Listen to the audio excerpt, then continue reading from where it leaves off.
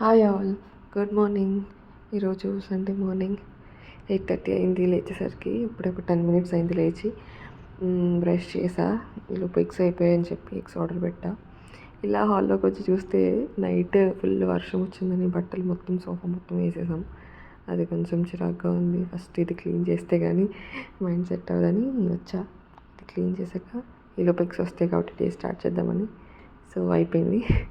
మా వాళ్ళు ఇంకా లోపల పడుకున్నారు, అందుకే లోపల పెట్టలేదు. ప్రస్తుతానికి అక్కడే పెట్టేసా. ఇంకా రోజు లేవగానే హాట్ వాటర్ విత్ ఈ పౌడర్ అవ్వాలన్నమాట.